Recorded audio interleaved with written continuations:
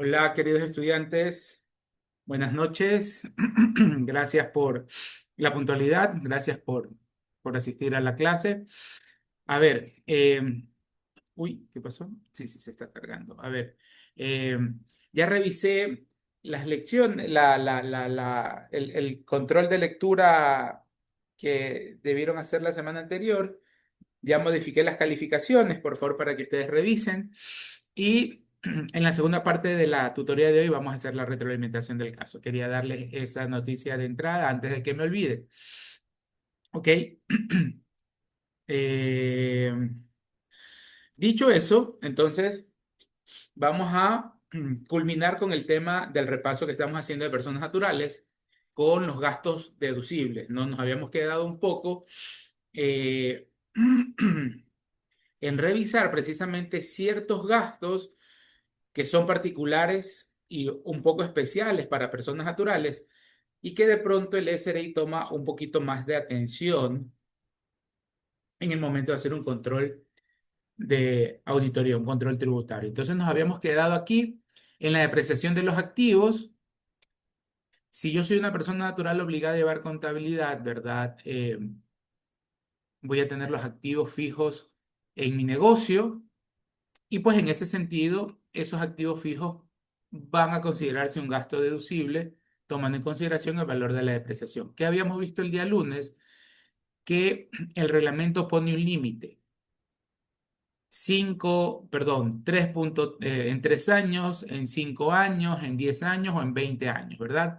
A razón del 5%, del 10%, del 20% o del 33% anual. No podemos pasarnos de ese monto, de ese límite máximo. En depreciaciones no podemos hacerlo. Si nos pasamos, va a haber una diferencia en la base contable y tributaria. Habíamos visto o habíamos dicho que nacen los impuestos diferidos en ese sentido. Y obviamente vamos a tener que hacer una generación del impuesto y eso nos va a generar un aumento de la base imponible y vamos a pagar más impuestos, que es básicamente lo mismo antes de NIF. ¿Qué pasaba si un contribuyente a la volqueta, que debería eh, depreciarla en 5 años, la depreciaba en dos, porque realmente la volqueta en las minas era un uso y abuso que se le daba a ese vehículo y utilizaba un valor de depreciación mucho más alto que ese 20%? Entonces, si la administración no revisaba, ojo, nuevamente, aquí todo caemos en que si la administración nos va a hacer un control, ¿ok? Yo puedo hacer las cosas mal por desconocimiento o a propósito, y si la administración no me revisa, pues pasamos de agache, como coloquialmente se dice, ¿verdad? Pero si yo lancé ese gasto de depreciación más alto de lo que debía, y si la administración me revisa, me va a decir: Javier, te has pasado del 20%. Tu gasto máximo en depreciación era el 20%. Tú utilizaste el 50%. En 2 años ya te descontaste, ya depreciaste tributariamente ese vehículo. Entonces no te voy a reconocer el excedente, ese 30%, y eso lo mandas como gasto no deducible, que ya vamos a ver el formulario en breves minutos. Dicho eso, entonces, siempre ha existido este límite para la depreciación de activos fijos, solo que vale la pena hacer un quiebre temporal antes de NIF y después de NIF. Antes de NIF, el tratamiento era así de simple. Si usted se sobrepasó del monto máximo, del porcentaje máximo, es gasto no deducible. La administración le va a glosar, le va a quitar ese gasto, valga la redundancia, del rubro de gastos deducibles, y su gasto, que era grande, se lo van a hacer más pequeño y por ende la base imponible sube y el impuesto a pagar sube. Era sencillo. Ya con el tema o la vigencia de las NIF se crean los impuestos diferidos, y ahí tenemos un ejemplo en el tema de la depreciación. Entonces, no podemos pasarnos, y ese es el resumen de este punto, no podemos pasarnos de los límites que establezca el reglamento. ¿Podemos utilizar menos, profesor? Sí, no hay ningún problema, eso ya queda a criterio del contribuyente. Otro de los gastos deducibles son los sueldos y salarios. Y hablábamos, por ejemplo, que Melanie de aquí en un par de años ya sea una gran empresaria ¿sí? Y tenga su negocio que empiece a crecer y a crecer y va a contratar personal, ¿verdad? Bajo relación de dependencia, pues entonces todos esos sueldos y salarios deben, o mejor dicho, son gastos deducibles para Melanie porque son gastos directamente vinculados a su actividad económica, son gastos que le permiten obtener, mantener o mejorar un ingreso. Claro, si Melanie no contrata empleados, pues no puede producir. Están soportados o tienen el debido soporte documental, sueldos y salarios en relación de dependencia, queridos alumnos, no se solicita factura. El sustento del gasto es el rol de pagos. Yo sé que ustedes eso conocen, pero vale la pena recordárselos. Es del ejercicio económico en curso, claro, Melanie, estamos 2027 y ya tiene su gran empresa, entonces está pagando de enero a diciembre de 2027 todos esos gastos que corresponden a ese ejercicio fiscal, o mejor dicho, todos esos sueldos y salarios de ese ejercicio fiscal son deducibles en ese año en particular. Hay esencia económica, obviamente hay un contrato firmado entre las partes, Melanie como CEO de su compañía y sus empleados como la contraparte. Ese contrato está debidamente registrado en el Ministerio de Trabajo. Hay evidencias, hay control de entrada y salida de esa persona en un sistema biométrico de recursos humanos. Hay correos, hay actividades que ha ejecutado, hay presentación de informes, etcétera, etcétera. Es decir, Rentas no puede negar o se le va a hacer muy complicado negar que Melanie ha contratado a 4, 5, 8, 20 empleados, ¿no? Hay como demostrar que sí me están brindando el servicio a mis empleados. Entonces hay esencia económica.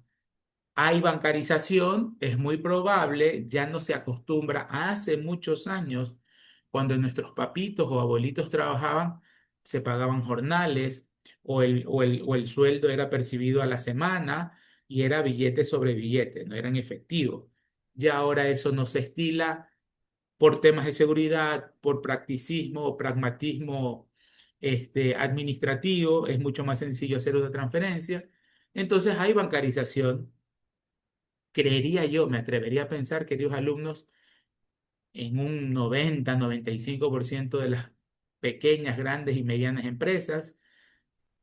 Hay bancarización, hay un registro bancario y de esa forma pues cumplimos con los 5 o 6 rubros o puntos que hay que considerar para la deducibilidad del gasto. Rol de pagos, que es el documento que soporta el gasto, bancarizado, hay transferencia del sueldo a las cuentas de los empleados, hay esencia económica, están los contratos, etcétera, etcétera. Eh, es del ejercicio económico en curso y le permite a Melanie obtener, mantener o mejorar un ingreso grabado al momento de pagarle sueldos y salarios, ¿no? Y ojo, se dice sueldos y salarios como para englobar los varios rubros que se deben pagar en relación de dependencia. Están los beneficios sociales, 13º, 14º, vacaciones, horas extras, la participación de trabajadores en las utilidades. Y si a Melanie le toca indemnizar por despido intempestivo o indemnizar por desahucio porque uno de sus empleados le puso la renuncia, Melanie yo estoy seguro que lo va a pagar conforme a la ley, porque como somos agentes de cambio y ese símbolo o esa palabrita que está en la esquina superior derecha para mí, creo que también derecha para ustedes, pesa muchísimo afuera, queridos alumnos. Siéntanse orgullosos de ese logo que tenemos ahí. En mi tiempo era la tortuguita, ahora es la frase completa, es la palabra completa, las siglas completas. Siéntanse orgullosísimos, queridos alumnos, de aquí un año o de pronto menos, ustedes ya van a ser auditores y van a tener tremendo respaldo allá afuera, ¿ok? Y debemos marcar la diferencia, queridos alumnos, donde vayamos. SPOL es un signo, es una marca que nos debe llenar de mucho orgullo y afuera se la valora muchísimo. Así que métanle ganas, chicos, si se puede, al mal tiempo buena cara y vamos para adelante. SPOL es un respaldo magnífico, ¿ok? Entonces, como somos agentes de cambio, tenemos valores personales, valores profesionales.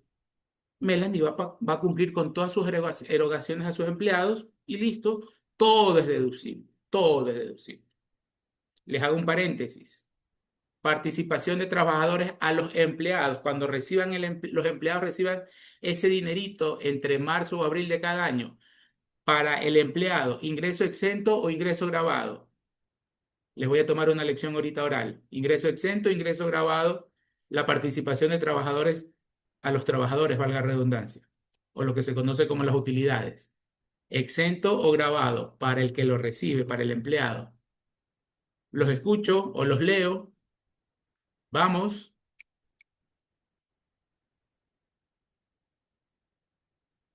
¿Quieren hacer una llamada? 50-50.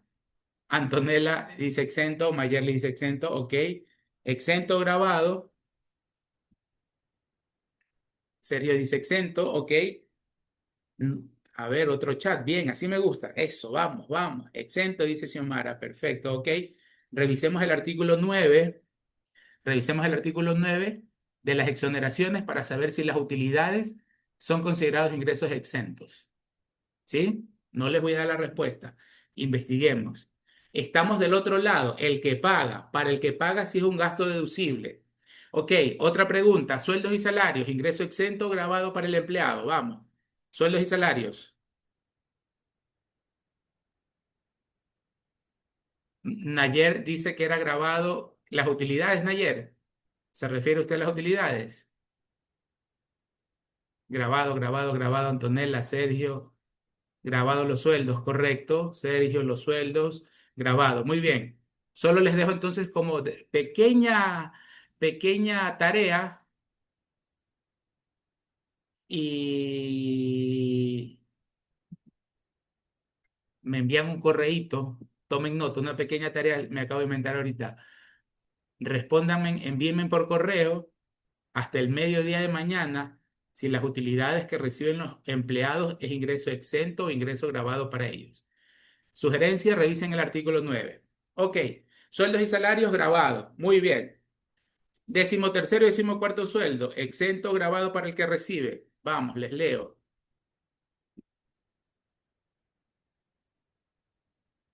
Exento dice Mayerly, ok.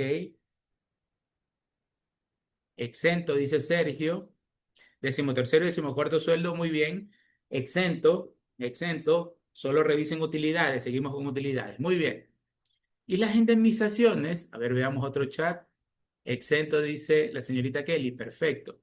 Correcto. 13º y 14º sueldo son exentos. Quienes trabajamos en relación de dependencia, ya mismito en diciembre, Dios mediante, y gracias a él, vamos a recibir otro sueldo íntegro. Ese no se descuenta el IES. Entonces, asumamos que el doctor Edgar Argüello Fonseca trabaja como gerente financiero de una multinacional y su sueldo es $8.500 al mes. Para el que lo recibe, para el doctor Edgar, grabado, para el que lo paga, deducible, para el que lo recibe, tiene que pagar impuesto a la renta sobre ese monto y el que le paga, que es el patrono, tiene que descontarle el IES. Digamos, más o menos haciendo un cálculo así al aire, el 10%, 850, ahí van 7.800, 7.700, y pongámosles que pague unos $300 de impuesto a la renta. El doctor Edgar, más o menos de los 8.500, estaría recibiendo unos 7.400, $7.500, entre el descuento del IES y el impuesto a la renta.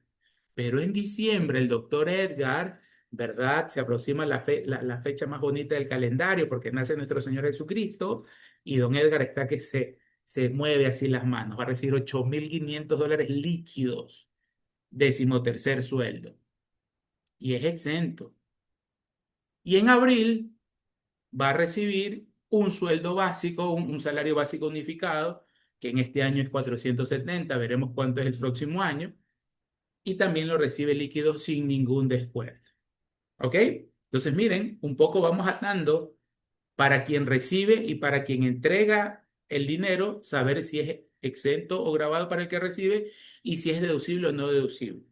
Ahora, en sueldos y salarios, queridos alumnos, Si yo tengo la obligación como agente de retención de realizar la retención, valga la redundancia, yo debo hacerlo. Caso contrario, esos 8.500 a don Edgar no van a ser deducibles. Y no solo los 8.500 mensual, los 8.500 del todos los meses donde yo no le haya hecho la retención de la fuente de impuesto a la renta. Ojo con eso, anótenlo, pregunta de examen. Los ingresos grabados bajo relación de dependencia, el patrono debe retener. Vimos, creo que el día lunes o el miércoles de la semana pasada, un pequeño Excel. Perdón, el domingo que le subí el video, espero que lo hayan revisado. Ahí estaba el cálculo más o menos de relación de dependencia. El chat, está activo el chat, me gusta. Profe, sí, ya le dije que la participación de trabajadores es grabado. También le mando el correito. Ajá. Ok, Nayer, perfecto. No, no es necesario. Bueno, ya Nayer respondió, las utilidades que reciben los empleados son ingresos grabados, mis queridos alumnos, grabados, porque no están en el 9. ¿Sí? Las utilidades que las empresas les pagan a sus empleados son ingresos grabados para ellos, ¿sí? Entonces, revisemos ese punto. Igual ustedes reconfirmen en el 9, pero es un ingreso grabado. Por otro lado, Sergio dice, se hace la preliquidación. Muy bien, Sergio, en relación de dependencia, como les dije en el video, el patrono se encarga de hacer todos los cálculos, ¿no? Recordemos eso de ahí. Y así le toque descontarle $5 mensuales de impuesto a la renta, tiene la obligación de descontarle vía retención en la fuente esos $5. Asumamos que el doctor Ángel Tomalá gana $1.100 al mes. $1.100 por 12 serían 12.000, 11.100, 12.200. ¿Sí? $12.200 al año. Por poquito, ese total de ingresos en el año sobrepasa la fracción básica. Entonces el empleado, así sean 5, 4, $1.80 que le deba retener, debe retener. Caso contrario, esos 12.212, $220 o el valor que sea, es gasto no deducible para la compañía. Y recuerden también que es gasto deducible para la empresa. Aquí nos saltamos un poquito de naturales a la empresa, que, asumiendo que la empresa es la que está pagando sueldos y salarios. También es no deducible si la compañía no está al día con las obligaciones con el IES. Eso también habíamos visto. Entonces, básicamente, esas dos condiciones, bueno, son algunas condiciones, pero esas dos más especiales deben cumplirse quienes pagan sueldos y salarios para que el gasto sea deducible. Volvamos al ejemplo de Melanie. Melanie tiene 3 empleados en relación de dependencia, ¿sí? Vamos a dejar de compartir, vámonos a un Excel, porque después mucha palabrita y mejor es ser visuales, ¿sí? Entonces, ojo que esto es un repaso, ¿verdad? Esto es un repaso de naturales. De hecho, les voy a subir un PDF para que ustedes ya tengan todo el contexto de lo que hemos revisado y ustedes tengan su soporte. Entonces, Melanie es una empresaria y ella tiene su negocio como persona natural. ¿Sí? Entonces, Melanie tiene la necesidad de contratar. Melanie, ¿alguna actividad en particular desea trabajar usted? Y contrata al primero, al segundo y al tercer empleado. Un negocio, Melanie se pone una importadora, se dedica a importar y distribuir localmente cosméticos, productos de belleza. Se me ocurre. ¿Ok? Entonces necesitan contratar al empleado Carlos Cedeño, al joven o al señor Luis Barragán y al señor Emilio Galarza. ¿Sí? Tiene esos 3 empleados. Sueldos. Sueldos por mes. Al señor Carlos Cedeño, conductor, le paga el sueldo básico. Al señor Luis Barragán, que es un asistente administrativo, le paga 650. A ver, un chat, una preguntita en el chat. Y ninguna mujer, qué mala Melanie.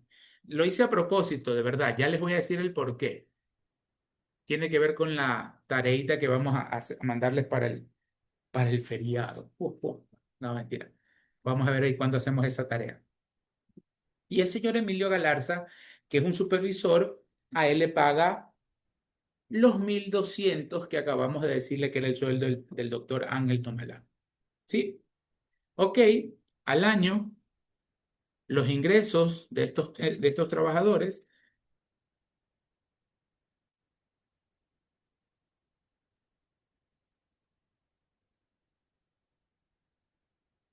¿verdad? Tenemos los ingresos. ¿Qué necesitamos aquí? Esto es 2025. Ok, asumamos que es 2025. Voy a copiar rapidito la tabla del 2025 de la ley de régimen. Tomen nota, artículo 36 de la ley de régimen está la tabla de impuesto a la renta de personas naturales.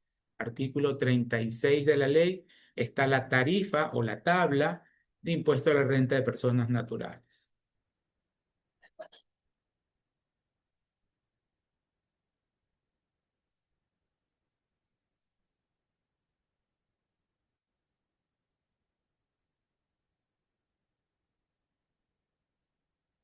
Bueno, salió medio mocho ahí el título, pero bueno, como dice el Chavo del 8, la idea es esa. ¿Ok? Entonces tenemos aquí nuestra tabla. Si la fracción básica, ¿verdad? Del 2025, ¿cuánto es esa fracción básica? 12.081 dólares. Melanie va a saber, ¿verdad? Va a reconocer que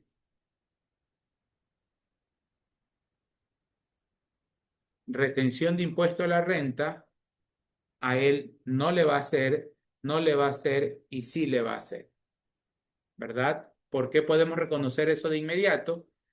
Los ingresos del señor Cedeño están dentro del primer rango, menores a 12.081, por lo tanto paga cero. Lo mismo el señor Barragán, ingresos al año menores a la fracción básica, cero, pero el supervisor, que ya gana 14.400, va a estar en este rango, ¿no? En el segundo. Y sí va a tener que él pagar un impuesto a la renta. ¿Cómo es la metodología en relación de dependencia? El patrono, como dijo Sergio, le hace una preliquidación, le hace el cálculo y le va a, valga la redundancia, luego del cálculo, le va a computar el valor de la retención mensual que deba pagar el señor supervisor por percibir ingresos superiores a la fracción básica.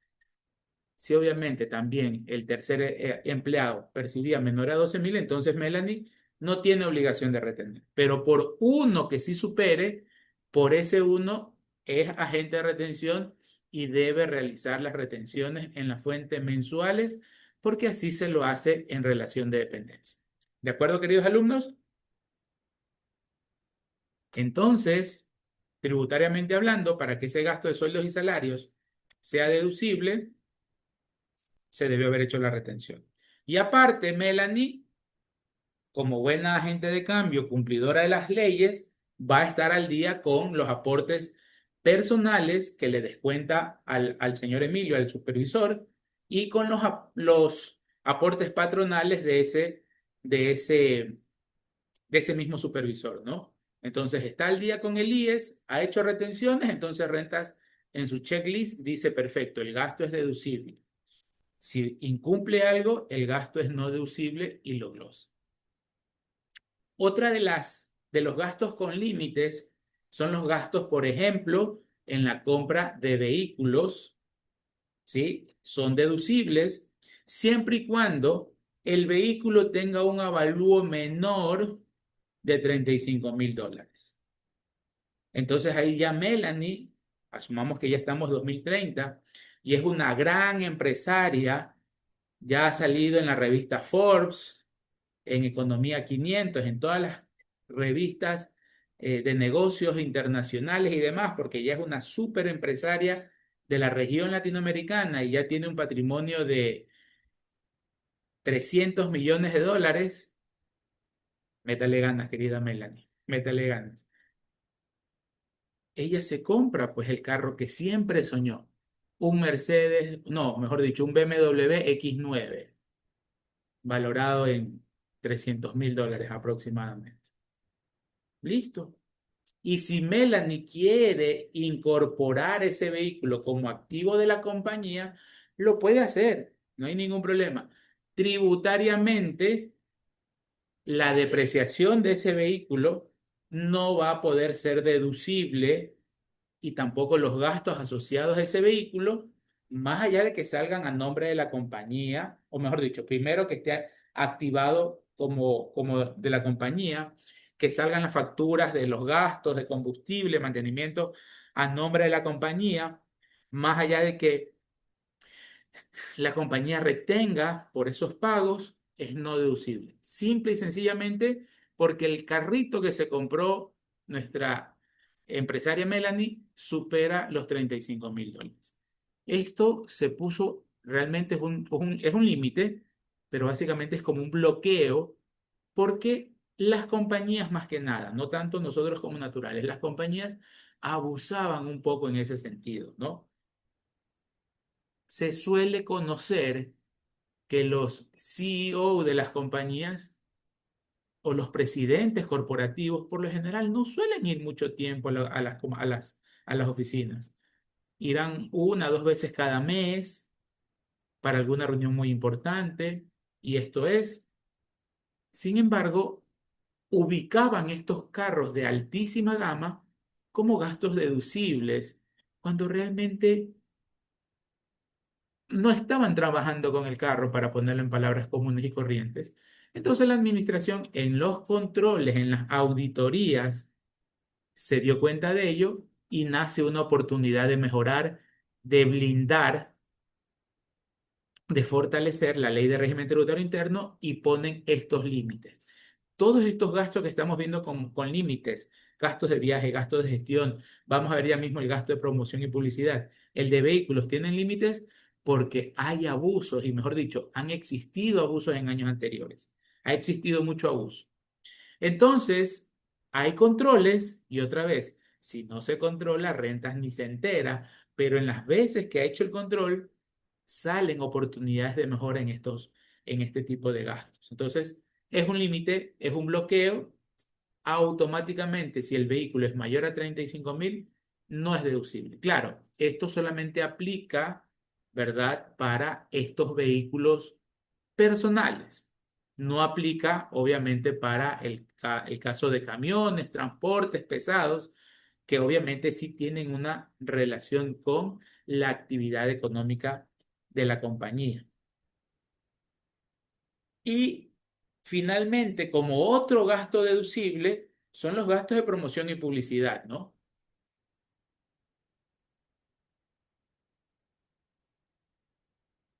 Ya, perdón, gracias Mayerly, me salté esa parte. Este límite de los 35 no aplica para los blindados, ¿sí? Entonces, Mayerly pregunta, ¿los blindados que se llegan a transportar dinero no serían deducibles? No, esos sí son deducibles, porque la salvedad para ellos entra. Todos los vehículos blindados no se acogen a este monto de los 35.000 dólares. ¿De acuerdo? ¿Sí? Igual está aquí en la lámina, solo que yo sí olvidé o pasé por alto leérselos a ustedes. La publicidad es gasto deducible, ¿no? Lo que no se promociona no se vende. Lo que no se promociona no se vende. Pero no hubo nada raro, sino hasta en tiempos del expresidente Correa, que también hizo un llamado de atención bastante interesante, ¿no? Correcto, Sergio, también los vehículos eléctricos o de bajas emisiones gozan también de la salvedad de los 35.000 dólares. Correcto, mi querido Sergio. Y el señor Correa en su momento dijo, bueno, lo enfocó más que como un abuso general, lo enfocó para el caso de los alimentos ultraprocesados. De ahí nace el límite de publicidad. Eso, si mal no recuerdo, fue entre el 2009 y 2010. Y el señor Correa en una de las sabatinas dijo que a él no le parecía que las empresas de consumo masivo, sin dar nombres obviamente, nos bombardean de publicidades para que comamos snacks, bebidas azucaradas, tan ricas que son, hamburguesas, pizzas, qué rica, ya me dio hambre, y una serie de promociones y publicidades que por lo general son los que hacen o tienen un mayor impacto en la sociedad porque hay más cantidad de promoción o publicidad de ese tipo de industria. Entonces él dijo, eso al Estado le genera un perjuicio, un problema. La diabetes, tanto infantil como de adultos, la obesidad, tanto infantil como de adultos, van generando problemas coronarios, problemas de presión alta, problemas de diabetes, problemas de insuficiencia renal, derivado de pronto en buena parte por una mala alimentación. Entonces él dijo, bloqueemos un poco eso. ¿Y cómo se los voy a bloquear? No es deducible la publicidad para las compañías que tienen o que preparan alimentos ultraprocesados. Y ahí obviamente caían estas compañías que hacen caramelos, bombones y los snacks este, básicamente, ¿no? Y también las bebidas azucaradas. Entonces nació de ahí la idea, ya les digo, creo que fue 2009, 2010, y se ha mantenido en todos los cambios de la ley, que ustedes saben que son muchísimos, casi que uno por año. Con el presidente actual, pues sí hemos tenido muchos más cambios, porque al parecer está controlando más a las firmas de auditoría y de consultoría. Eso nos ayuda bastante, que exista control, que se pague lo correcto, y claro, pues obviamente ahí nosotros tenemos un poquito más de trabajo, gracias a Dios. Pero bueno, se ha mantenido en todos los cambios, solo que ha ido modificándose el porcentaje. Creo que con el expresidente Moreno se subió al 4%, se permitió descontar como deducible la publicidad, pero hasta el 4% el ingreso grabable. Y no recuerdo, le soy franco, cuándo subió al 20%, debió haber sido con el señor Lazo, es relativamente corto el plazo de tiempo en el que se cambió, y hasta ahora se mantiene que yo puedo descontarme hasta, mejor dicho, como deducible, hasta el 20% del ingreso grabable. Ojo, esto no quiere decir que la compañía, por ejemplo, si nosotros vendemos $1 millón, esto no quiere decir que solo podemos gastar $200.000. No, podemos gastar lo que querramos, $800.000 si queremos, en publicidad. Tributariamente, solo es deducible hasta el 20%. Entonces, ojo con esos gastos que tienen límites. No es que yo solo puedo gastar hasta ese monto, no, la compañía puede gastar lo que sea. En gastos de gestión, en gastos de gestión, ¿qué ingresan? Agasajos a empleados, almuerzos, reuniones con clientes. Imagínense alguna empresa que no tenga muchos escrúpulos, sus dirigentes, manda todo a gastos de a gastos de gestión. Estamos trabajando. El almuerzo entre los panas, mándalo como gasto de gestión en la compañía. El almuerzo con la familia del gerente general, mándalo como gasto de gestión. Porque si esos son consumos personales. Entonces, un poco por ahí, para evitar un poco ese fraude fiscal, se ponen estos límites. ¿Sí? Entonces, en los gastos de gestión es el 2% de los gastos generales. Entonces, nos vamos al casillero del 101 de gastos generales, le sacamos el 2% y hasta ese monto es deducible. Entonces, repito, todos estos gastos que tienen límites tienen su trasfondo básicamente para evitar una defraudación tributaria y también, como por ejemplo el de gastos de promoción y publicidad, puede tener su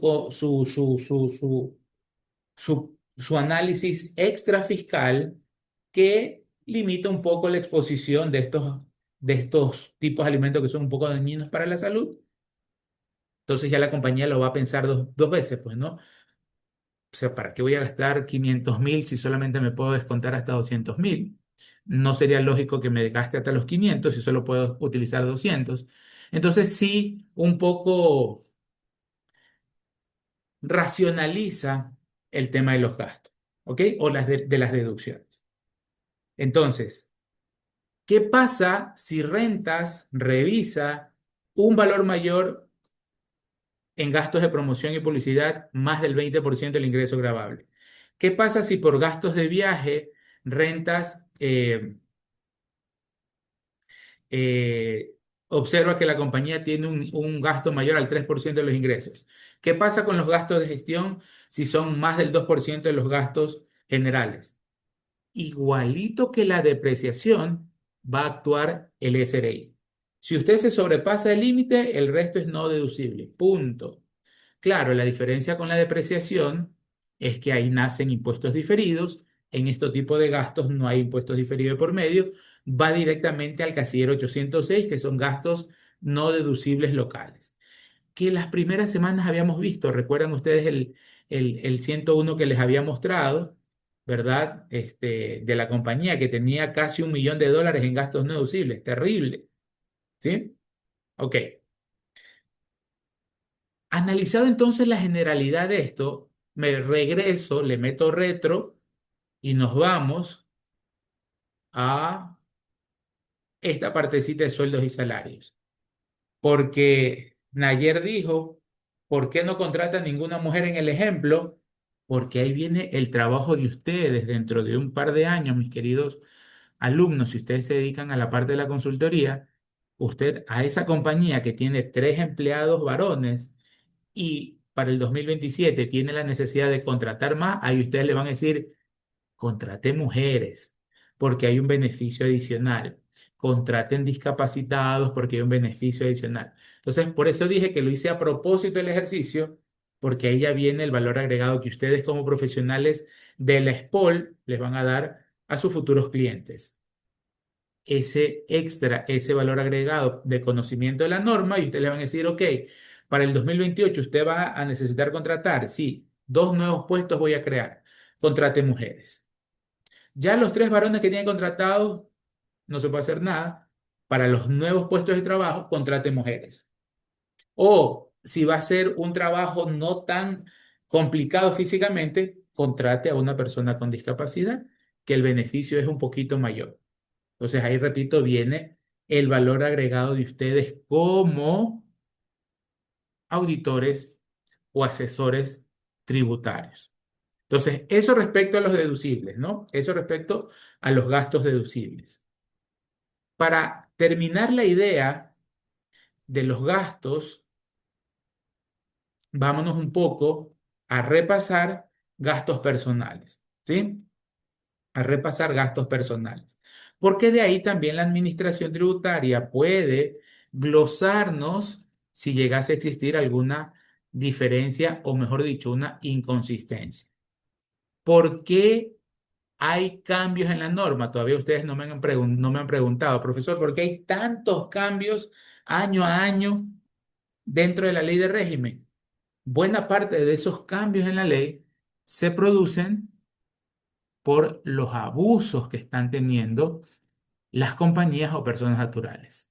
Quiero preguntarles algo. ¿Ustedes conocen en estos días cuál es el nuevo impuesto que ya está vigente para compañías? El impuesto a las utilidades no distribuidas. ¿Sí? Es una norma que la ley de transparencia social se publicó a finales de agosto y el reglamento se publicó ayer martes. Es decir, ya está en vigencia ese nuevo impuesto que van a pagarlo las compañías por no haber distribuido utilidades de años anteriores. ¿Qué se supone que debe hacerse, queridos alumnos?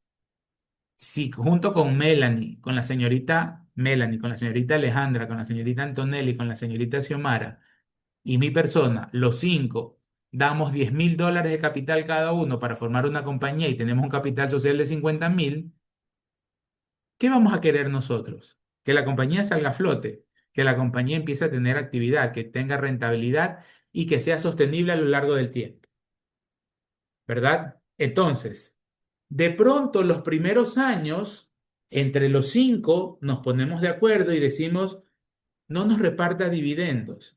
Esas ganancias de la compañía envíeles a utilidades acumuladas.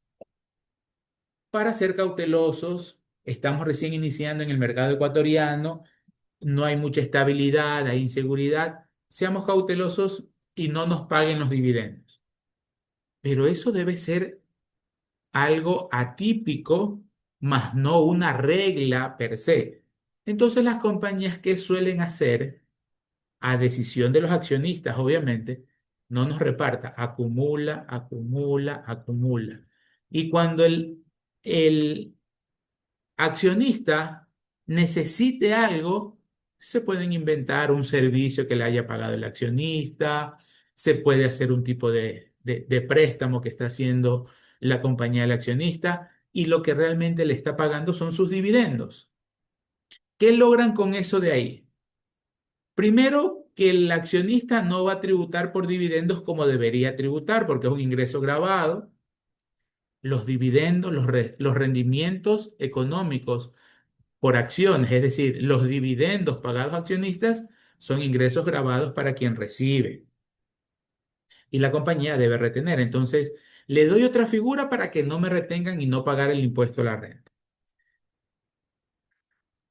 Y por otro lado, se genera en la parte administrativa, ¿verdad? Ah, bueno, para culminar la idea, si se disfraza el pago de un dividendo por el pago de otro servicio, ¿qué gana la compañía? Un gasto deducible.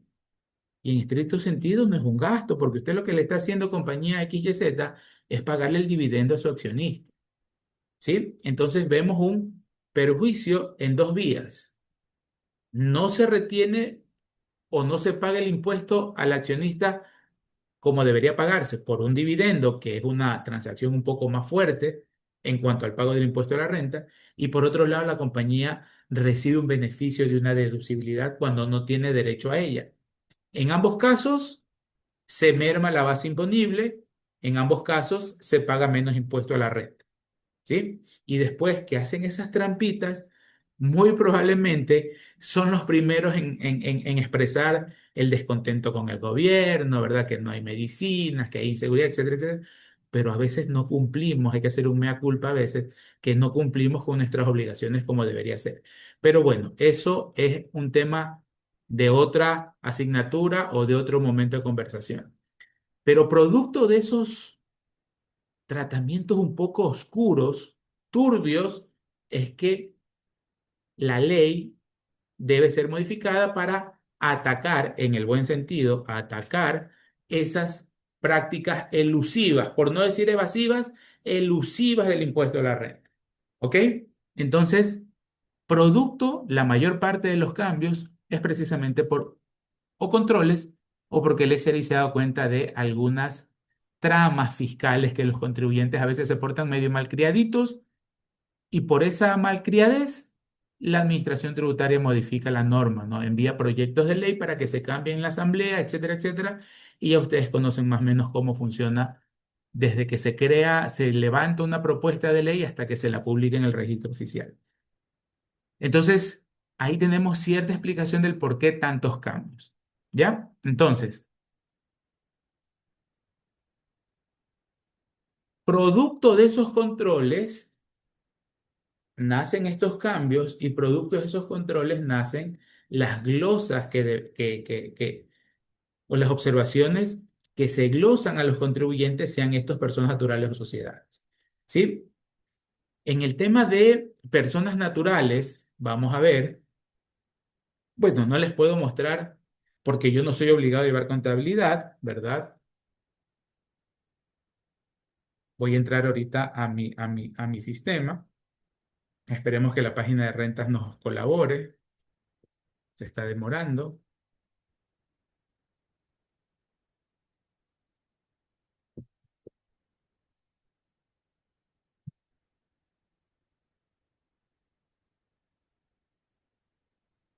Se está demorando.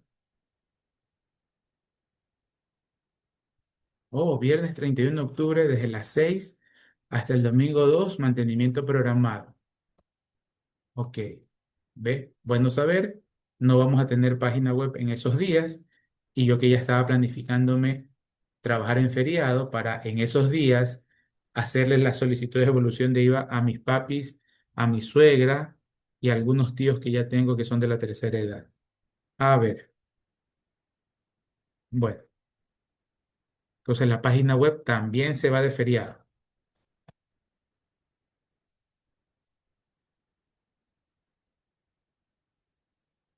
Ok, entonces vamos a hacer como que yo voy a hacer mi declaración, vamos a simular que voy a hacer mi declaración de impuesto a la renta. Sí, claro, tengo que coger la del 2024 y me va a salir que es una sustitutiva porque ya la del 2024 ya fue presentada. Déjeme ver si nos coge la del 2025 como una declaración anticipada. Ajá, el periodo es anticipado, o sea, continuar. Perfecto. Listo, le ponemos aceptar. Responde a las siguientes preguntas. Valores sí. ¿Estoy obligado a llevar contabilidad? No. ¿Saben cuándo llevamos contabilidad a las personas naturales? Pregunta de examen. Tomen nota. Artículo 19 de la Ley de Régimen Tributario Interno, artículo 37 del reglamento a la Ley de Régimen Tributario Interno, cuando una persona natural, como ustedes o como yo, está obligada a llevar contabilidad, cuando termina un año, termina un ejercicio fiscal y tengo ingresos superiores a los $300.000, ¿sí? Les comparto mejor el reglamento, artículo 37. Esto es pregunta de examen obligatoria.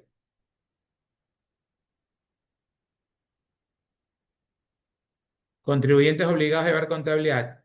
Todas las compañías nacionales o extranjeras llevan contabilidad, toditas. Y las naturales,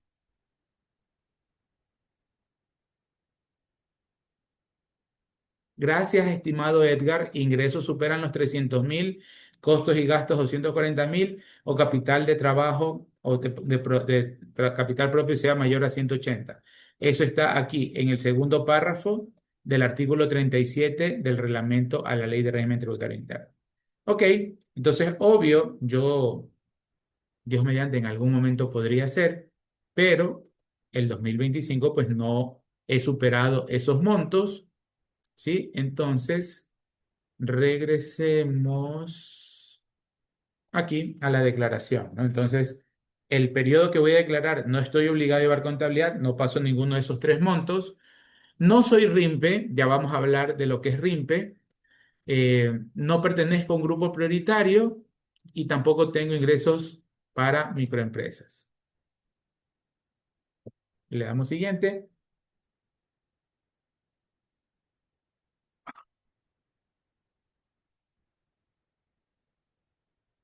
Y aquí aparece la información de las declaraciones de IVA, 29.000 de ingresos, 11.000 de gastos. ¿Ok? Eso yo lo voy a registrar aquí en mi actividad empresarial. Libre ejercicio profesional, 29541. 29541. ¿Ok? Y de gastos, 11.000 y pico creo que tengo registrado, 11.600. 11.600. Uy, perdón, ya me envicié con el cero. 11.600. Listo. ¿Ok? Y no declaro más. Bueno, obviamente como todavía estamos en el año en curso, aquí falta que yo ingrese mis ingresos bajo relación de dependencia con la SPOL, ¿de acuerdo? Pero noten, yo no voy a hacer nada más, no voy a poner ni siquiera gastos personales. Aquí ya el sistema me dice que yo tengo una base imponible de 17.000 y que mi impuesto causado es 422. ¿Cuánto tengo que pagar? 422. Voy a poner siguiente. O ahí se me carga. No.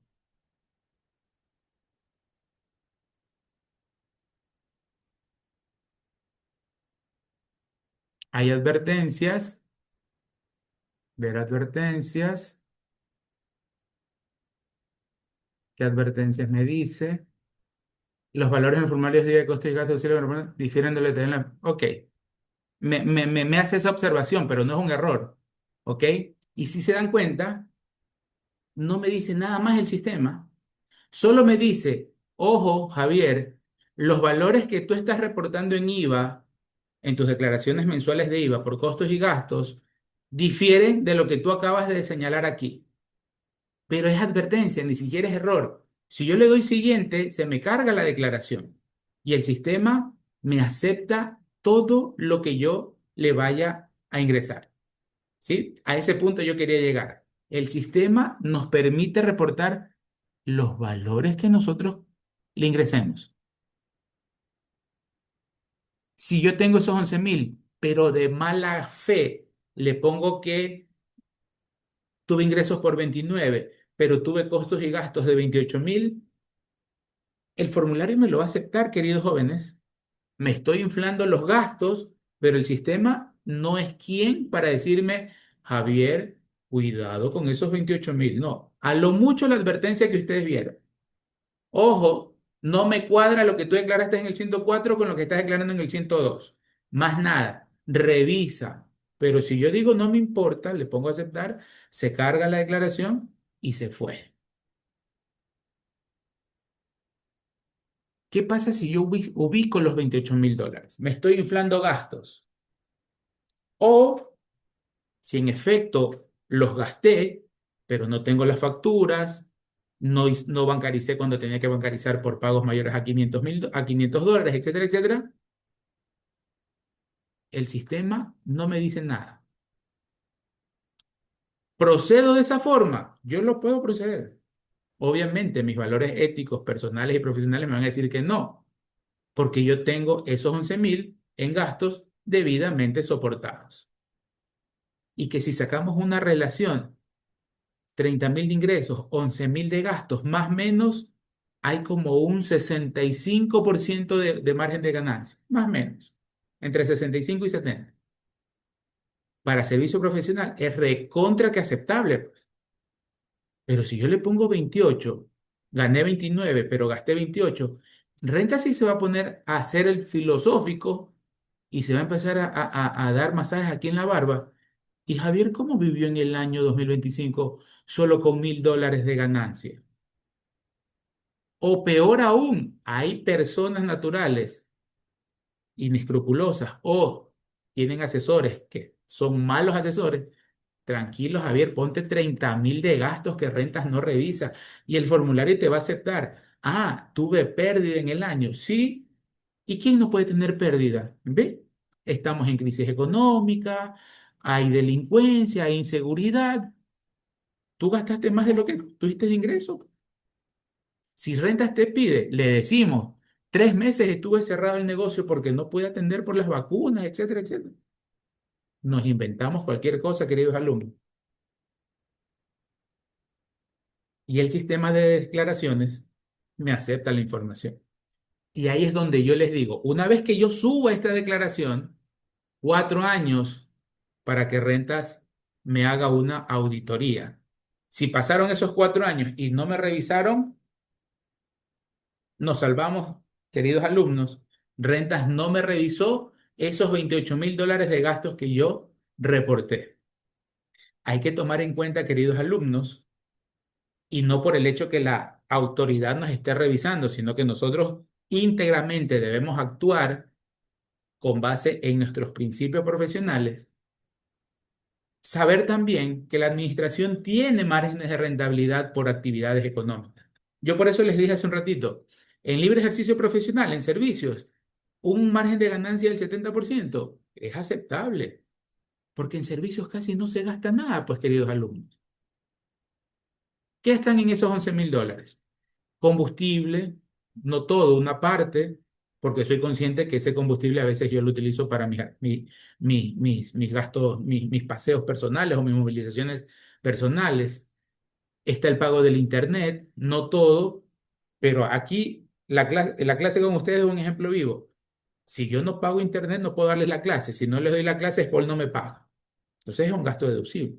Claro, no todo, soy consciente porque también mis hijos para sus estudios, para sus juegos, etcétera, etcétera, mi esposa también para su trabajo, para sus estudios, no todo es para mí. Yo más o menos ahí lo balanceo y le digo 40, 50%. Perfecto.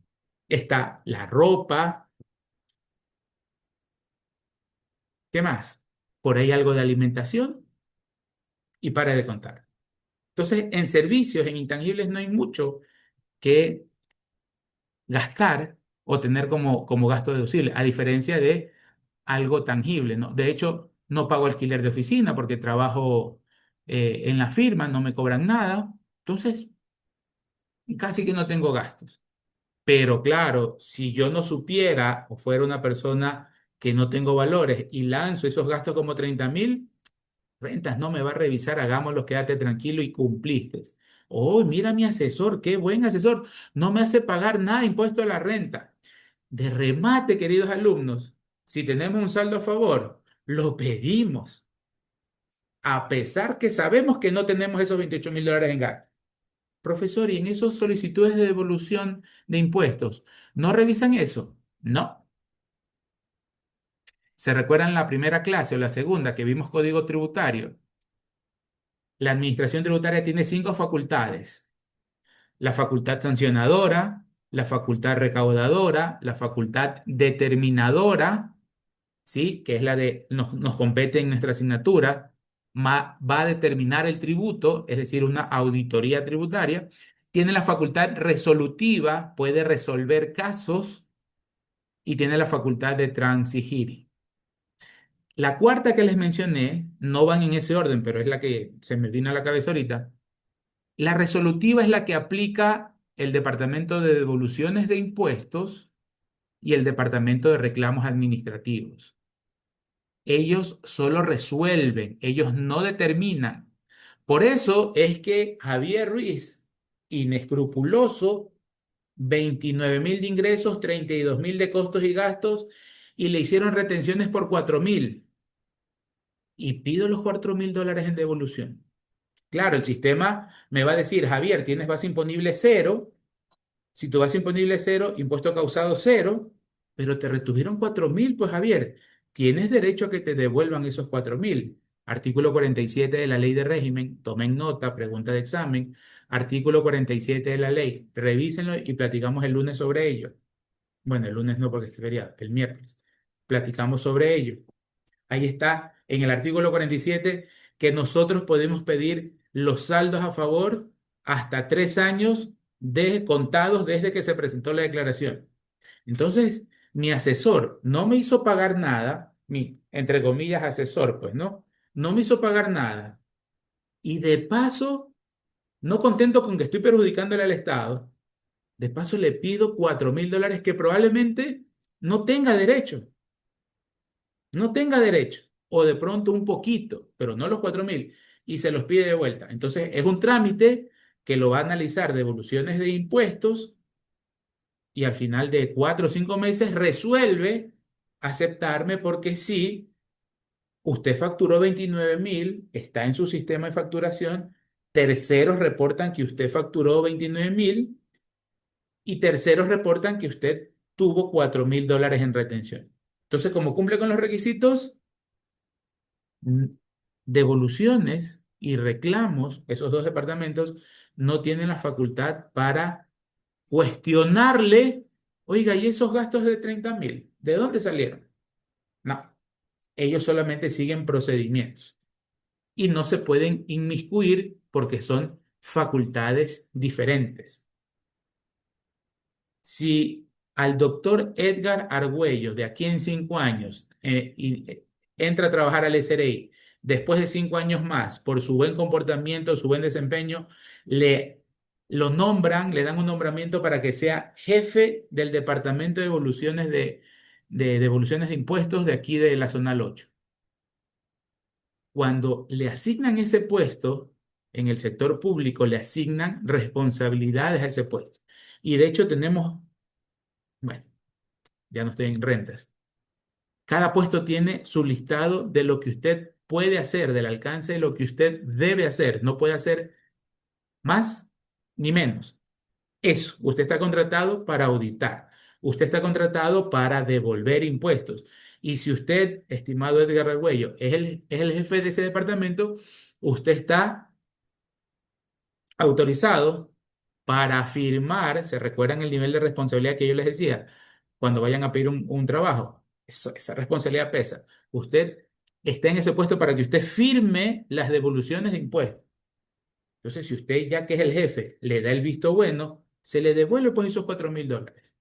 Pero ni el analista, ni el supervisor, ni el doctor Argüello, que es el jefe departamental, ninguno de los tres van a auditar, porque el cargo de ellos, la facultad que tienen ellos por ley, no es, perdón, no es la de auditar. Profesor, entonces, si hay cierto riesgo o cierta sospecha, que le avisen pues al departamento de auditoría para que luego de que le devuelven hagan una auditoría. Eso se ha hecho en casos muy, muy escandalosos, pero contados con los dedos de la mano. Y profesor, ¿por qué? Aproximadamente cada funcionario de devoluciones de IVA, sin temor a equivocarme, al año fácilmente atienden unos 80 casos al año. O sea, es una carga laboral, y esto yo creo que me estoy quedando cortísimo, es una carga de trámites extremadamente grande porque lo que queremos es que nos devuelvan impuestos. Entonces hay solicitudes, solicitudes, solicitudes, y no hay mucho recurso humano para atender esas solicitudes. Y por otro lado, auditoría, yo creo que sí les dije que no son, aquí no éramos más de 120 auditores aquí en la provincia del Guayas para atender más de 200.000 contribuyentes. Se hace un listado de riesgo, un mapa de riesgo para saber cuáles son los contribuyentes más riesgosos y a esos controlarlos. A los otros no se los va a poder controlar. Entonces, mis queridos alumnos, al punto al que voy y que me abrí un poquito, bastante, es que esos 28.000 o 30.000 de gastos deducibles que yo los ubiqué sin sustento o por cualquier motivo que no son deducibles, pero yo les digo al sistema que sí son deducibles, el sistema lo va a aceptar. Hay que esperar de ahí 4 años para ver si rentas me audita o no. Si me audita, ahí me va a coger en roja, como se dice coloquialmente hablando, ¿verdad? Y en ese sentido me va a hacer pagar el impuesto a la renta. ¿Cuál va a ser la liquidación? En los requerimientos de información, soporte de todos los gastos que ha reportado en el casillero número tal del impuesto a la renta del 2025. Y ese soporte va a incluir facturas de compras, medios de pago, si es que fuese este agente de retención, las retenciones a esos pagos, demostración o que presente evidencia de la bancarización de esos $28.000 en los casos que apliquen, ¿no? Porque puede haber sido que yo tengo una compra de $80, compré, qué sé yo, el antivirus para la computadora, $120 me costó, con instalación y todo. El pago es menor a $500, no tengo por qué bancarizar, lo pagué en efectivo, listo. ¿Ok? Pero de pronto, buena parte de los gastos sí pasaron por más de $500. Rentas me va a decir, deme un reporte pormenorizado de todos los pagos que usted, mayores a 500, que usted bancarizó. A la par le está pidiendo información a los bancos, a la par le está pidiendo información a las compañías de tarjetas de crédito, el SRI, ¿verdad? Eh, ¿Qué más puede pedir rentas para una persona natural? Como no es obligado, no soy obligado a llevar contabilidad, no me van a pedir ni libros mayores ni asientos contables.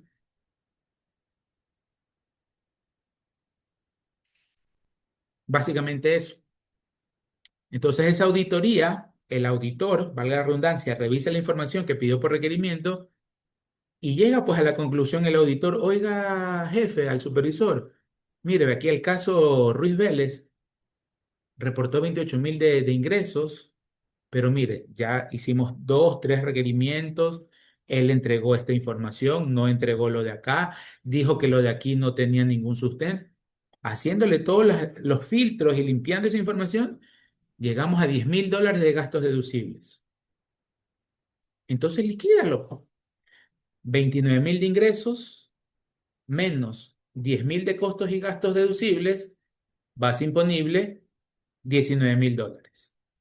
Como mi asesor me dijo, no declares ni siquiera gastos personales porque yo te pongo que en tu actividad tuviste pérdida, no tengo rebaja de gastos personales. Entonces, esa liquidación me va a salir con una base imponible de $19.000. El auditor va a la tabla, hace el cálculo como ya lo hemos hecho un par de veces aquí en la asignatura y dice impuesto a la renta causado $720. Esa va a ser la glosa. Perdón, la glosa va a ser arriba gastos no deducibles de tanto. La liquidación que hace rentas ahora va a ser sobre 10.000 de gastos deducibles y el impuesto a pagar $720. Y ahí me van a dar, me explican eso en el acta borrador, me dan 20 días hábiles, es decir, un mes, para que yo presente los reparos a esa glosa de $19.000 de gastos no deducibles y que sustente con los medios que yo considere, con las pruebas que yo considere, si me da la razón a mí como cliente, como contribuyente o el SRI tiene la razón. Como no voy a tener los soportes, así me invente. Claro, hay casos y hay casos. Yo creo que una persona coherente, si ya sabe que ha hecho las cosas mal y no tiene pruebas para evidenciar lo contrario, forjar pruebas, queridos alumnos, es algo que nunca se les debe ocurrir ni pasar por sus cabecitas. No adulteren nada. Paguen el impuesto y evítense sanciones mayores como las de ir presos. ¿Sí? Sí ha habido casos en que los contribuyentes lamentablemente se inventan las pruebas y en los 20 días se cumple el día 20 y le entregan el mega oficio, el escrito, mega oficio, indicando que sí, que el SRI es un arbitrario, que el auditor fulano de tal es un arbitrario, sin sustento técnico, sapos, culebras y demás cosas le dicen. Y aquí están las pruebas que desvirtúan la glosa de los $19.000 y los 720. Por lo tanto, mi persona no tiene que pagar esos 720, etcétera, etcétera, bla, bla, bla, y ahí están las pruebas. Y a veces han sido pruebas que son forjadas, son pruebas adulteradas, que eso puede traer más perjuicio que beneficio en ese tipo de transacciones o de trámites, mejor dicho. ¿Sí? Recuerden que el auditor, durante todo el proceso de la auditoría, desde que se notifica la orden de determinación hasta que eh, eh, notifica la orden definitiva, ya con los resultados finales, si en el transcurso de esa revisión encontró indicios de causas penales, de delitos penales, se le notifica al contribuyente, ¿sabe qué? Usted no logró demostrar, sigue la glosa y el valor a pagar de $720. Punto. Se terminó la auditoría. Internamente, el auditor tiene la obligación de informar esos presuntos cometimientos de delitos. Ay, profesor, ¿y por qué dice presunto si usted ya tiene la evidencia? Otra vez, competencias, facultades. El auditor, el policía, salvo que sea cuestiones de flagrancia, lo coge usted detenido y lo lleva al fiscal. Se formulan las pruebas, los cargos, y el fiscal o el juez es el que decide. Los otros funcionarios no tenemos ese poder, esa facultad.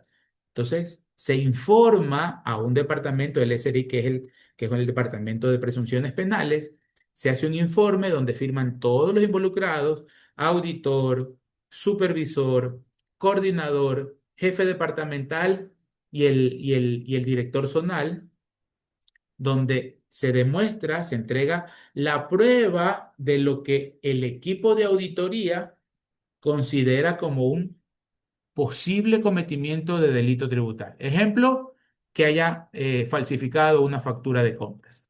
Punto.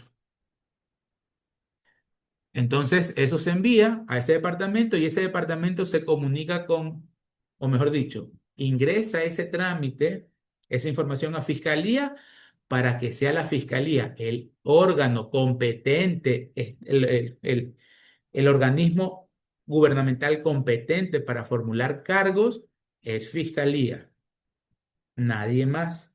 Entonces, ellos formulan el cargo de un posible cometimiento de delito. ¿Y por qué posible? Porque la Constitución nuestra, la actual, siempre está a favor de la persona y dice que aquí en el Ecuador nosotros no somos culpables hasta que se demuestre lo contrario. Entonces, ahí hay un debido proceso que Fiscalía debe armar, pruebas, audiencias, etcétera, etcétera, hasta que al final el juez dice se cometió el delito. Hay evidencia, en este caso un delito tributario, no es penal, no es civil, es un delito tributario. Ok, vámonos al COIP, al Código Orgánico Integral Penal, que dice cuál es la pena: 3 a 5 años de prisión por $720 que no pagó, o el valor que sea. Yo creo que la libertad del ser humano es una de las características más importantes que Diosito nos ha dado, ¿no? Entonces, miren todo lo que desemboca o los posibles escenarios que puede desembocar el que no se tenga o no se haya ejecutado en un proceso de auditoría las debidas pruebas sustantivas, pruebas documentales y demás por parte del contribuyente. ¿Ok? Entonces, les comparto un poco esas experiencias que tuve en ese momento con el SRI. Vamos a los gastos personales para darle un repaso brevísimo. Los gastos personales, queridos alumnos, como ustedes saben, son gastos relacionados a 5 o 6 rubros, ¿sí? 5 o 6 rubros que tienen un propósito. ¿Por qué se crearon los gastos personales, profesor? Para que las personas naturales tengamos un beneficio tributario adicional. ¿Cuál es ese beneficio? Que utilicemos ciertos gastos para disminuir legalmente la base imponible y por ende pagar menos impuestos. Entonces, es un beneficio tributario. Hasta el 2021 tenía el efecto de un gasto deducible, pero a partir del 2022 tiene el efecto de una rebaja, que es similar a un crédito tributario, ¿no? Entonces, esa rebaja va a estar asociada al número de cargas familiares que tenga el contribuyente. ¿Cuáles son las cargas familiares? Recordemos, hijos menores de edad, hijos menores de 21 años, hijos con discapacidad de cualquier edad, el cónyuge, entiéndase marido o mujer, que no percibe ingresos grabados y que depende económicamente del contribuyente, y hacia arriba, papá o mamá, siempre y cuando, se me fue la palabra, depende económicamente de la persona. Entonces, ejemplifiquemos. Yo, Luis Javier Ruiz Vélez, casado con la señora Glenda Paredes Marcial. Si mi mujer no trabaja, no percibe ingresos grabados, mi mujer es carga familiar para efectos tributarios. Y si es un beneficio y yo ya tengo en ella una carga, la utilizo, ¿verdad? Vamos a ser lógicos. La utilizo. Hijos menores de 21 años, ok. Déjenme, les muestro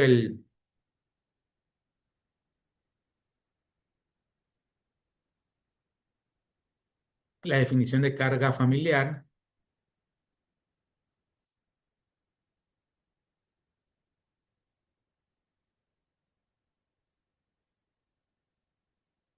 Está en la ley de régimen. Siempre vayámonos a la ley, que es la máxima, ¿no? Luego el reglamento, luego las resoluciones. En la ley dice lo siguiente, mis queridos alumnos. Ahí le están viendo ustedes. Para cuantificar la rebaja de gastos personales, se consideran los gastos realizados por cada carga familiar. Y aquí viene la definición. Se consideran cargas familiares los padres hacia arriba, el cónyuge o pareja en unión de hecho, es decir, marido o mujer, e hijos hasta los 21 años o hijos con discapacidad de cualquier edad. No hay más carga familiar a efectos tributarios. No, profesores, que mire que mi abuelito todavía vive con nosotros y mi papá le paga todo a mi abuelito. Tributariamente no lo podemos utilizar al abuelito. No, que mire, profesor, que viene la hermana menor de mi mami, mi tía que tiene 15 años, está viviendo con nosotros. Lamentablemente, esa prima, esa tía, tampoco entra como carga familiar. Nayer, las empresas, sin excepción, ¿a qué se refiere? Acláreme ese puntito, por favor, querida Nayer. O sea, es que sí, todas las empresas deben de considerarse carga familiar hasta los 21 años, los hijos. Ah, ya, ok. Porque eso, a eso me refiero. Ya, perfecto, Nayer, gracias. Claro, el análisis de las cargas familiares para efectos de los gastos personales, básicamente vamos a tener dos escenarios. Si trabaja en relación de dependencia o si no trabaja en relación de dependencia. Si trabaja en relación de dependencia, yo a las empresas le informo. ¿Por qué les debo informar? Por lo que dijo Sergio y por lo que vimos clases anteriores. Porque la empresa es la que se encarga de hacerme el cálculo del impuesto de la renta. Y como en el impuesto de la renta de la persona natural entra la rebaja de gastos personales y la rebaja de gastos personales está asociado a la carga familiar, yo debo indicarle, debo informarle a mi patrono cuáles son mis cargas en relación de dependencia. Profesor, ¿y qué pasa para los que no laboran en relación de dependencia? ¿No utilizan la carga? Sí, utilizamos las cargas, utilizamos la rebaja de gastos personales.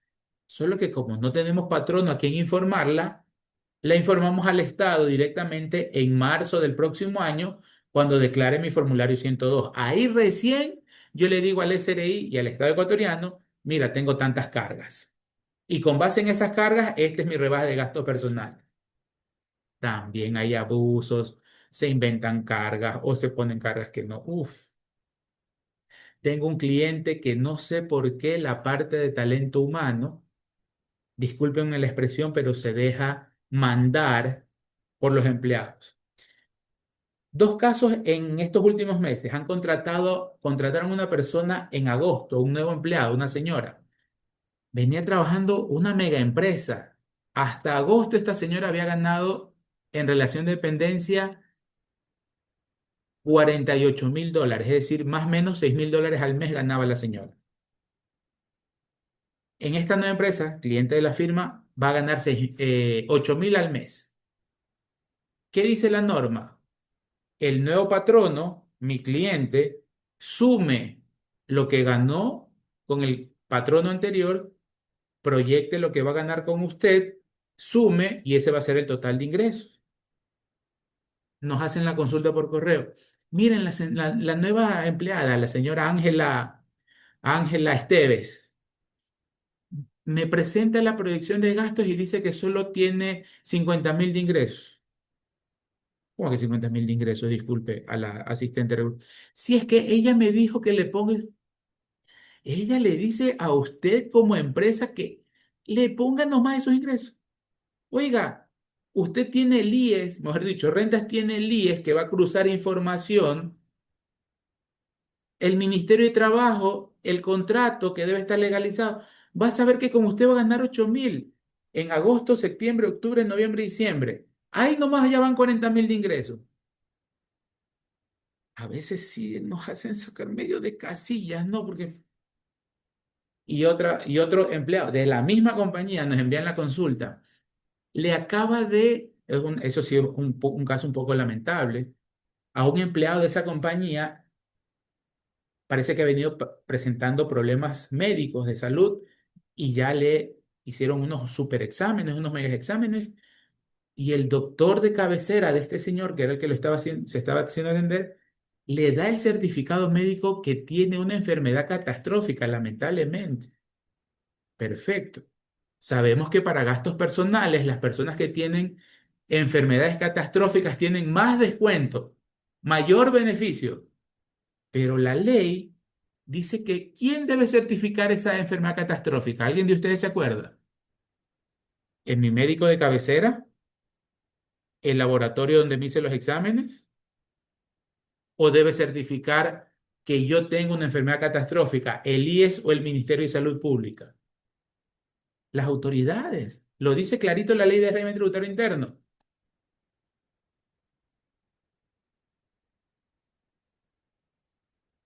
Debe ser notificado el tema está en el reglamento, debe estar en el reglamento, porque aquí no lo veo en la ley, que esas enfermedades catastróficas deben ser certificadas o avaladas por las autoridades sanitarias del país. Y ahí dice, el IES o el ministerio, o la Red Pública de Salud, el Ministerio de Salud. Un- o sea, nadie va a dudar de que lamentablemente el señor tiene esa enfermedad.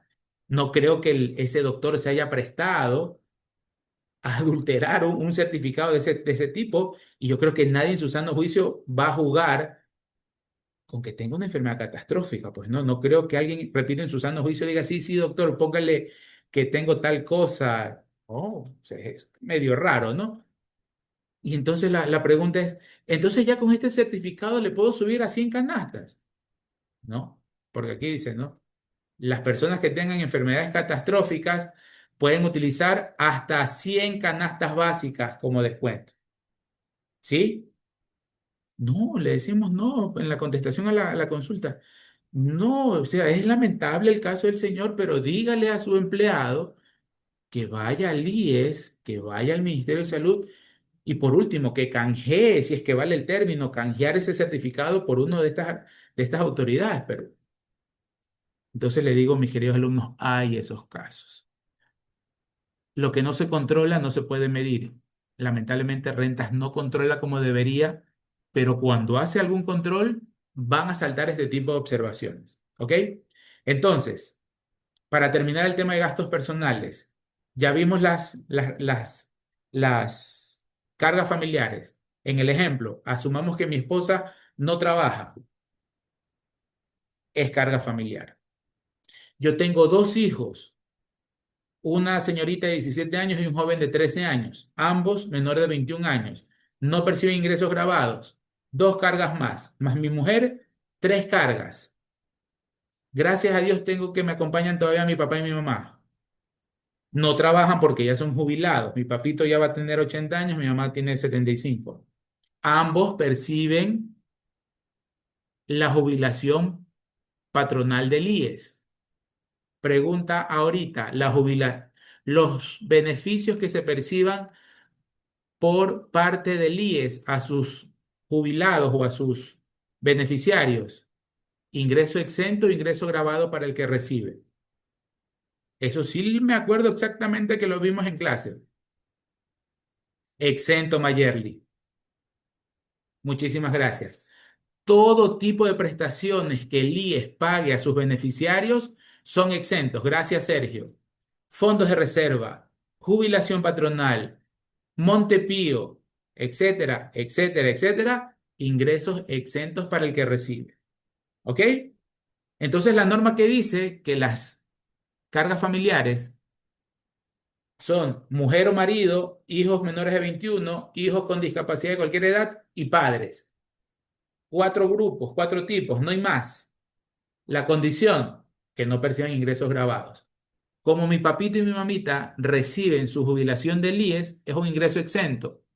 ¿Los puedo considerar como carga familiar? Yes, claro que sí. Entonces yo tendría cinco cargas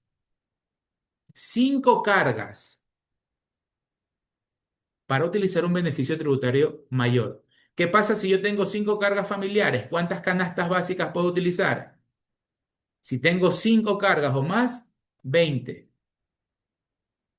Entonces tengo una posibilidad de tener una rebaja mayor, pero porque tributariamente me hago cargo de personas que van a demandar de mí mayores gastos. Pero ya en la realidad, ¿qué sucede? Mi esposa, gracias a Dios, trabaja y también paga impuesto a la renta. Tenemos dos hijos. Mi esposa se lleva a nuestro hijo menor como carga, yo me llevo a mi hija mayor como carga. Entonces vamos a reportar a nuestros patronos solo una carga, 9 canastas básicas. Profesor, ¿y por qué no pone a su papá y su mamá como cargas? Realmente no es necesario. Lo puedo hacer, sí, claro, cuando es papá, hacia arriba, papá o mamá, papá y mamá tienen que firmar una cartita para yo entregarle esa cartita a mi patrono, en este caso al SPOL, y decirle, mire, querido SPOL, mi papá y mi mamá son cargas familiares mías. Ellos ya me autorizaron. Y también hay que hacer ese registro en el portal web del SRI. Eso significa que papá y mamá deben tener la contraseña para aceptar eso por internet. Obviamente la tienen, porque ya les digo, les hago la devolución de IVA por ser tercera edad, pero no quiero incluirlos porque con una carga me es suficiente para no pagar impuesto a la renta. Ya ustedes más o menos vieron el nivel de ingresos. No voy a pagar impuesto a la renta. De hecho, todos los años tengo saldo a favor, gracias a Dios. ¿Ok? Entonces, eso respecto a las cargas y los gastos personales que ustedes ya conocen: educación, salud, vivienda, alimentación, vestimenta, arte y cultura, turismo, son los rubros en los cuales nosotros podemos gastar para aprovechar el beneficio del gasto personal, valga la redundancia. Pero como hay un límite, y el límite es esto, yo puedo escoger como rebaja el monto equivalente al 18% menor entre gastos personales declarados y el valor de las canastas básicas. Entonces no me sirve, así yo tuviera mis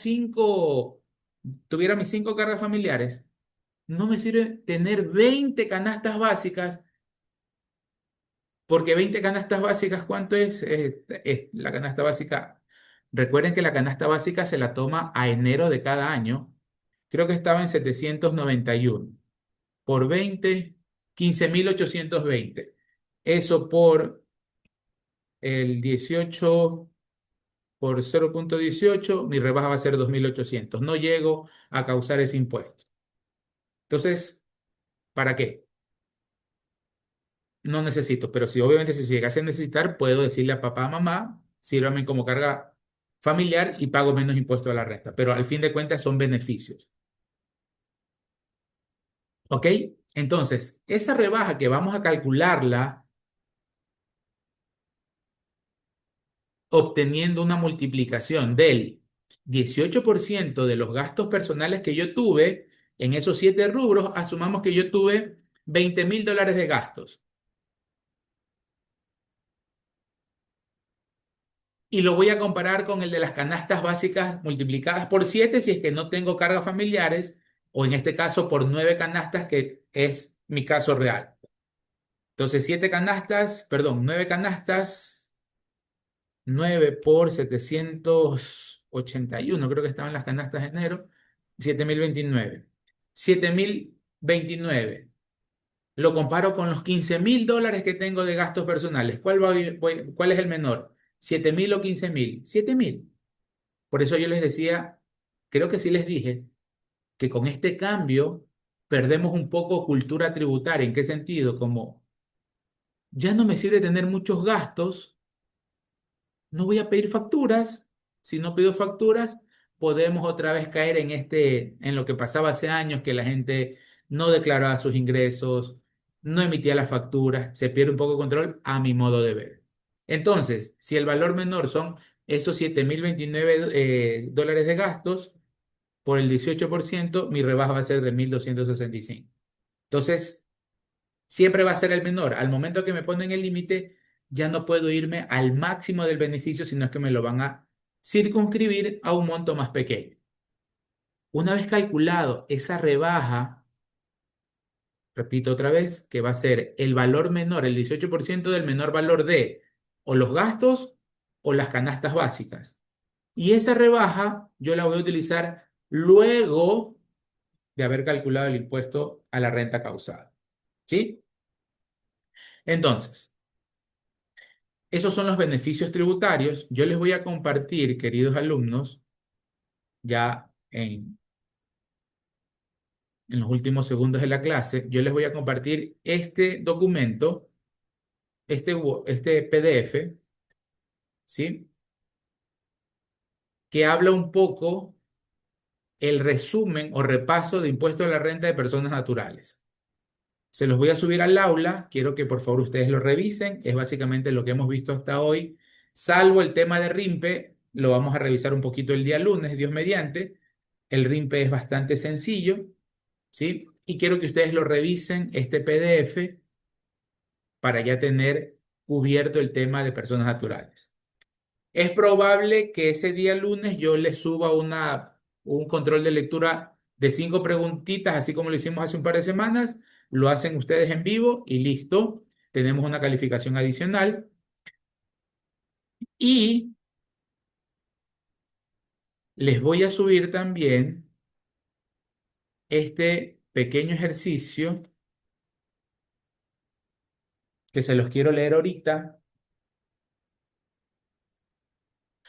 para que ustedes vean el alcance, ¿no? A ver, quiero que ustedes hagan para la próxima semana.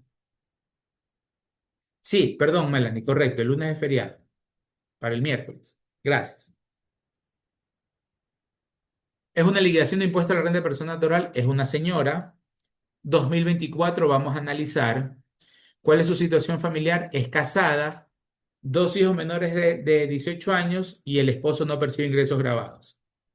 Ya por ahí vamos viendo que la persona, esta señora ya tiene 3 cargas familiares. Una ayudita, ya tiene 3 cargas familiares. ¿Cuáles han sido sus actividades económicas? Bajo relación de dependencia, 1.500 mensual, percibió la 14ª remuneración y percibió horas extras 1.200 en todo el año. ¿Ok? También tiene libre ejercicio profesional como una segunda actividad económica, facturó $18.000, tiene costos deducibles por $3.000 y gastos deducibles por $2.500. Vamos a suponer que todos los gastos son deducibles para mayor facilidad.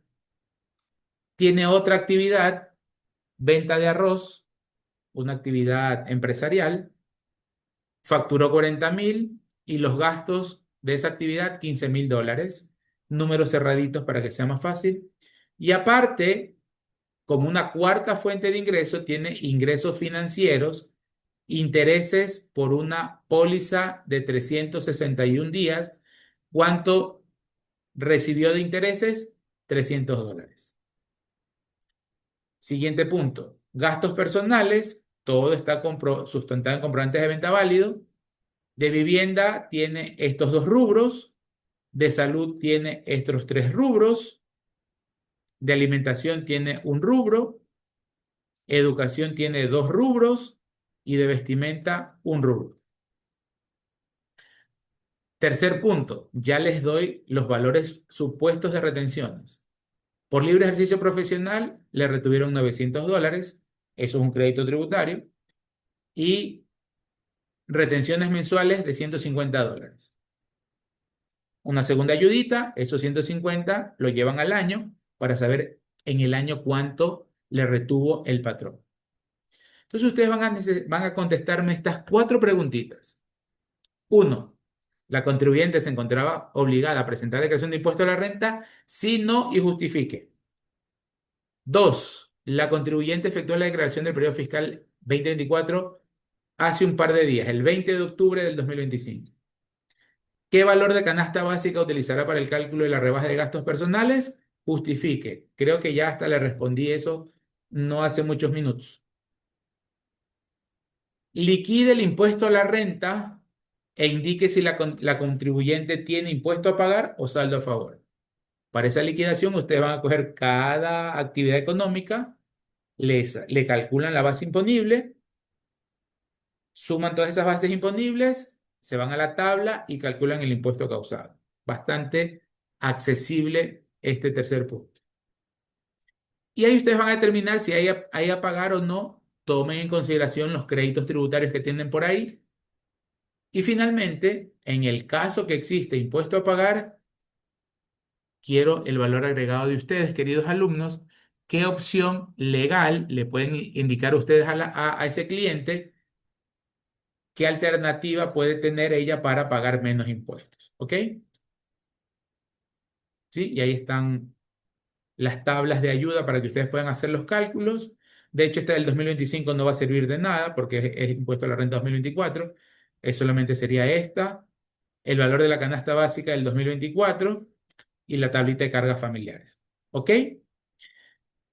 Entonces esto para que lo suban, les voy a poner para que lo suban miércoles mediodía y les prometí que íbamos a hacer la retroalimentación, pero ya me quedé corto. Entonces, Dios mediante, ese mismo día miércoles retroalimentamos la evaluación y retroalimentamos el ejercicio. ¿De acuerdo? El doctor Marlon Conde, profe, ¿se le envía el correo la respuesta o ya no? Ya no. Si usted quiere, enhorabuena. Si no, ya no hay ningún problema. Ya establecimos que las utilidades que reciben los empleados son ingresos grabados. ¿Ok, mis queridos alumnos? Entonces vamos a tener esas dos cositas. Lean ese resumen. El miércoles abrimos con una control de lectura, 5 preguntitas rápido y tienen para ese mismo día miércoles, mediodía, para que presenten esta tarea en un Word o en un PDF, como ustedes lo quieran subir. Bueno, les agradezco muchísimo, queridos alumnos. A ver, perdónenme qué dicen en el chat. Sí, correcto, Natalie. El quiz, sí, correcto. Rapidito, con esto me despido. Recalifiqué ese quiz, por favor revisen las nuevas calificaciones y el miércoles hacemos las dos retroalimentaciones, ¿ok? Cuídense mucho, mis queridos alumnos. Feliz feriado y que la pasen muy, muy, muy bonito, ¿ya? Un abrazo para todos. Ok, Natalie, no se preocupe, tranquila. Eh, Nos vemos, Dios mediante el día miércoles. Natalie, luego platicamos con usted para ver cómo recuperamos esa nota, ¿ok? Pasen bonito y gracias por su atención.